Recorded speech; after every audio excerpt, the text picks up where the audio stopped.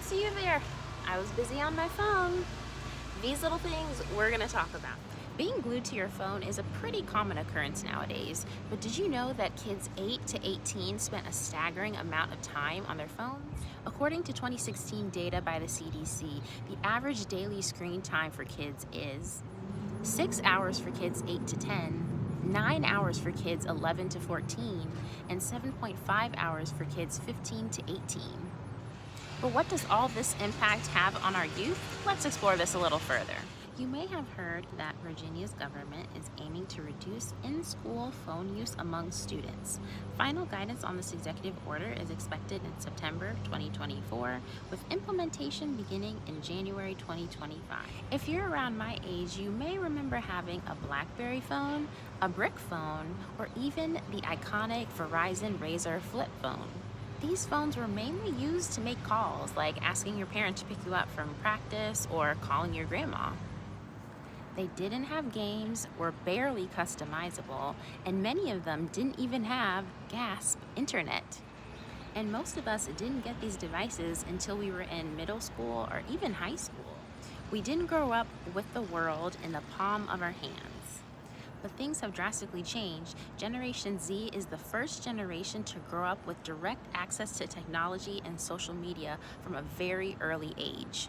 According to the Child Mind Institute, 8th graders who spend 10 or more hours a week on social media are 56% more likely to report being unhappy than those who spend less time. Heavy users of social media increase their risk of depression by 27%.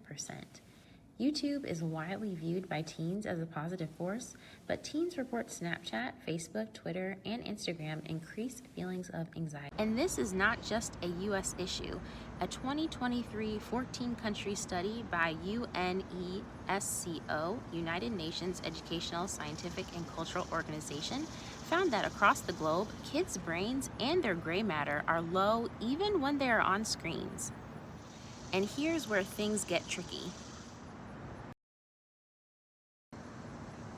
The report also highlighted the digital divide, noting that during the COVID-19 pandemic, 500 million students worldwide were left behind due to the shift to online learning.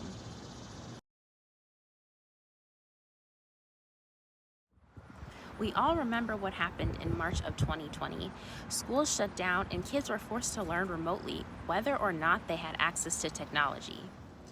For many students, that very smartphone became a lifeline, allowing them to access assignments and communicate with their teachers, especially when they had limited access to a computer. In fact, among the obstacles surveyed in a 2021 Pew Research study, it was parents with lower incomes that were most likely to report that their child had to complete schoolwork on a cell phone. On the other hand, opposers of no phone rules in schools say the bans are difficult to enforce and may take away opportunities for incorporating new technologies into the learning process. Clearly, there are many perspectives on this issue, whether you live in Virginia, another state, or even another country, from parents to school administrators to the students themselves. So what do you think? Is reducing screen time in schools a step in the right direction?